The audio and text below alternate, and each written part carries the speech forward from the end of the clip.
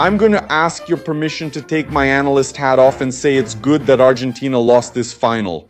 And there are several reasons for that. Now, I put my analyst hat back on and I say it's good that Argentina lost this final. But putting the joke aside and speaking rationally, I'll explain my logic to you. The World Cup is always responsible for setting the trends in football. And with the Argentinians as champions, there would be three factors that for me can't be allowed to prevail if it's for the good of the game. Come with me and I'll explain. The first reason for me is right here. Look, in the Argentina's lack of variety. If we look at the statistics for the whole game here on 365 scores, we'll see Spain with 65% possession against Argentina's 35%. Up to that point, it doesn't say much. Argentina had less possession than their opponents in several games, but still came out with the win. But there are other numbers that catch my attention more. 1.94 expected goals for Spain against 0.22 for Argentina. Just so you know, Spain was the team that had the fewest expected goals against them. It was an average of 0.4 in the World Cup, and in the World Cup final, Argentina managed to be below that average, and then the other numbers speak for themselves, right?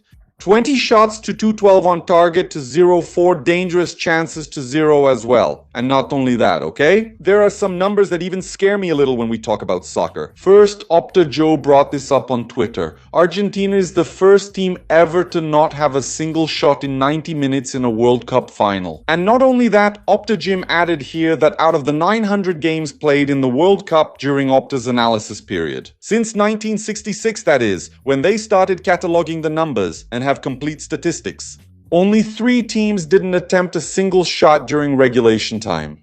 Costa Rica against Brazil in the 90s, Costa Rica against Spain in 2022, and Argentina now in a World Cup final in 2026 against Spain. Of course, even with all these numbers, it could have happened. Argentina might have scored a goal in the final minutes. They didn't have any shots in the 90 minutes, but they tried twice. And I'm sure that anyone rooting against Argentina was sweating, and they could have taken the game to penalties and won the match. And obviously, that's just part of the game. There's not much to discuss about it, but Argentina's campaign so far in the World Cup for me has been full of holes. While we analyzed, for example, a France that could both attack quickly and keep possession of the ball, a Spain that was masterful in possession, a Spain that, even with its flaws, managed to create variety and attack in different ways. Counterattacks on the wings, set pieces, long-range shots. The problem is that Argentina never had that full range of attacking options at any point in the World Cup. Some matches, like the one against Cape Verde, required Argentina to maintain possession and stay in the attacking half. But they score an early goal and completely give up possession, inviting Cape Verde to attack. Not that this is a problem in itself, but it showed a great tactical weakness from Argentina. In other games, for example, Argentina is always pressed high, like in the match against Switzerland, where Switzerland understood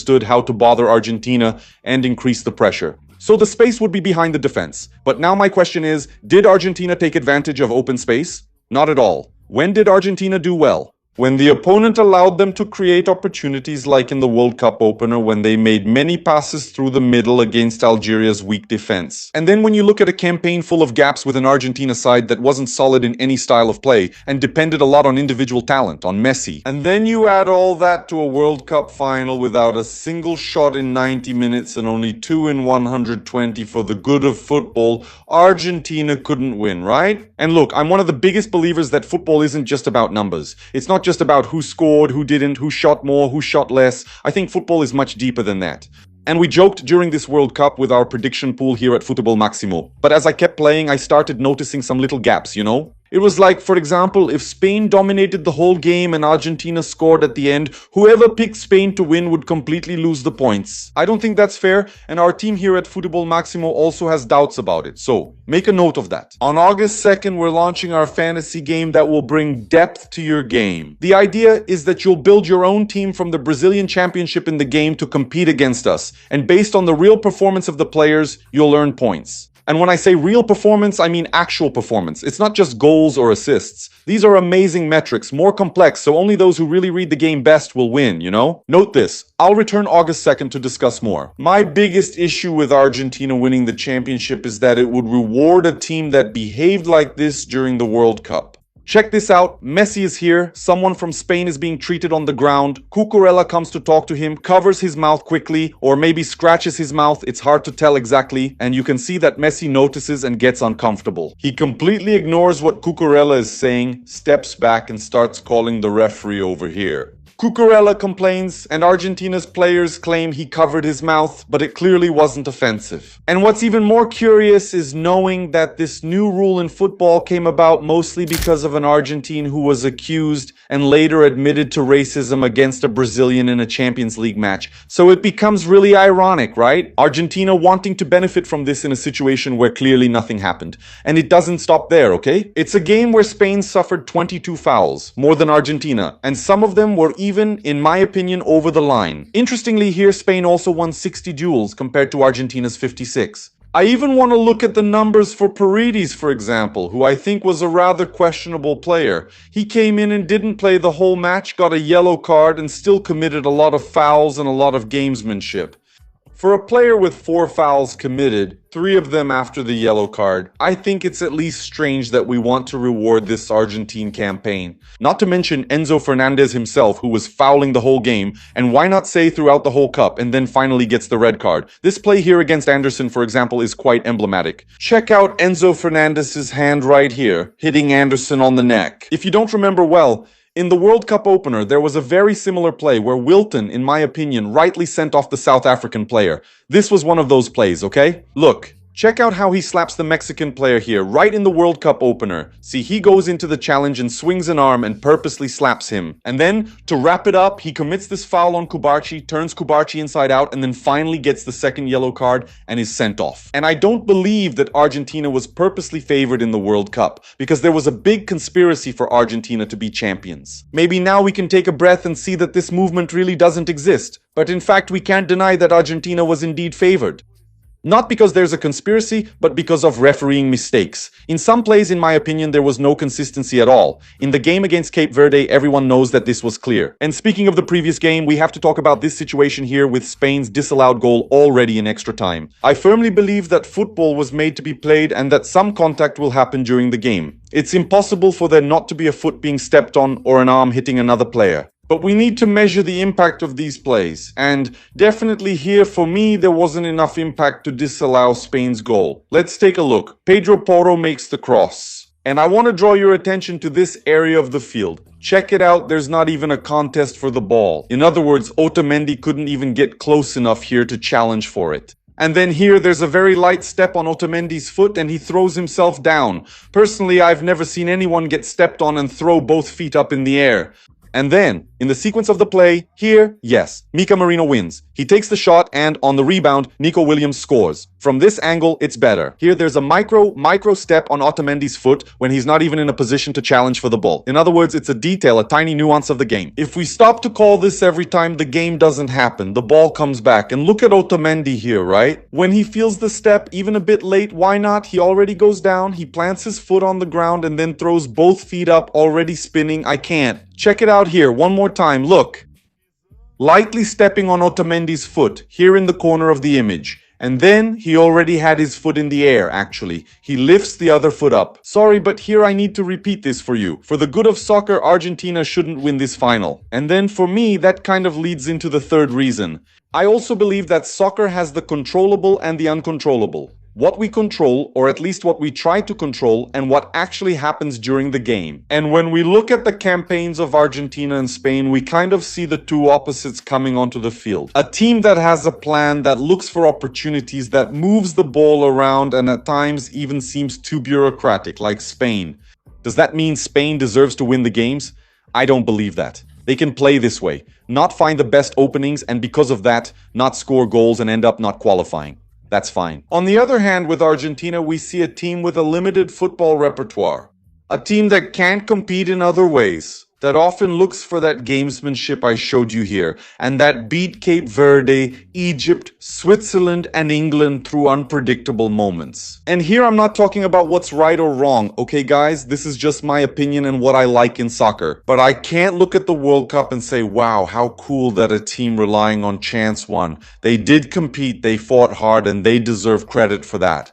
But when I look at an entire campaign that seems like it wasn't planned, I can't enjoy watching that game. It's not because it's Argentina, no. Any team would bother me in that sense. When planning almost loses to chance. That bothers me. Now, there are some little details. Argentina in this case does have its merits and even shows a bit of an attacking pattern. Like I said at the beginning of the video, the World Cup is responsible for setting trends in the world of soccer. Plays that happen and are successful in the World Cup are usually plays that have already worked a lot in the last 2 years and will work even more after the World Cup, or at least teams will try to replicate them. And one of these plays was actually developed by Argentina throughout the entire campaign. Follow me. This goal here by Romero against Egypt shows a trend that Argentina exploited throughout the World Cup and that for sure you'll keep seeing after the World Cup. Take a look at this. The ball comes in from the side, Egypt's defense drops back, and notice how all the defenders even take an extra step toward the box.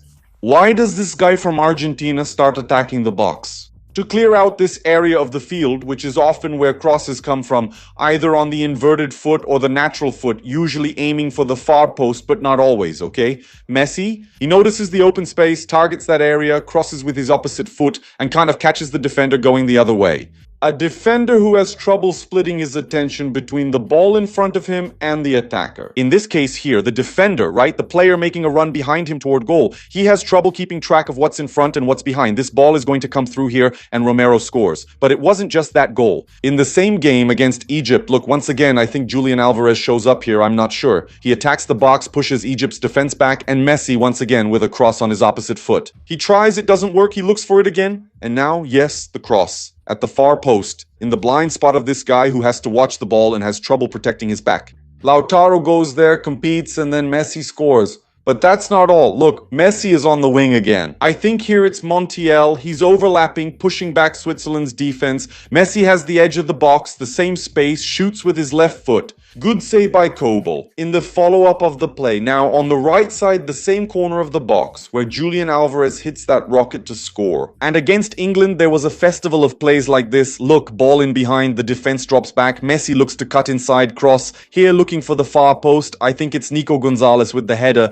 Good save by Pickford. Another play, look, De Paul on the wing. Here, Montiel is hugging the touchline to draw Spence out a bit. Now on his natural foot, De Paul crosses. McAllister heads it off the post. There's more. Look, Montiel pushed the defense deep, return pass, cross from De Paul, another header on goal, saved by Pickford. So after criticizing Argentina so much, there were actually some good things they brought to this World Cup. This dynamic of pushing the opposing defense deep, looking for the return pass to make the cross, either on the weak foot or the strong foot, happened many times and it worked. After the World Cup, we'll keep seeing this. And I, as a football lover, regardless of whether it's Argentina or Spain, I would really like to see set plays with this level of detail being rewarded throughout the World Cup. It shows some planning, but the football gods wouldn't ignore that. It comes at a price. And Spain's goal comes precisely with the same dynamic that Argentina explored so much throughout the World Cup. Look, Zubimendi's pass on the wing. Look at Argentina's defense sinking. The ball goes back to Yamal for the return pass, this time to Pedro Porro. Here with his natural foot, just like De Paul. Ball to the far post against the fullback here. I can't tell who was there at that moment. They have trouble sharing the marking. Same thing. He has trouble keeping his eyes on the ball in front of him and Nico Williams making a run behind. The pass comes in. Nico competes, fights for it, and manages to head it back. It's actually pretty similar to that second goal I showed of Messi against Egypt, where Lautaro heads it inside and then he finishes. Here it falls to Ferran, who blasts it in and scores the goal that gives Spain the title. And that's what's cool about soccer. There are so many layers to it. Those who like the tactical side will admire the game in one way. Those who appreciate the grittier side will look at Spain and Argentina differently. But it's undeniable that this coincidence with all of Argentina's plays culminating in a goal for Spain is really cool. And if you want to explore more of these topics, I recommend this video here. Look, it's a video where I talk about the Spanish coaching school who are dominating world football. Check it out, it'll be worth it.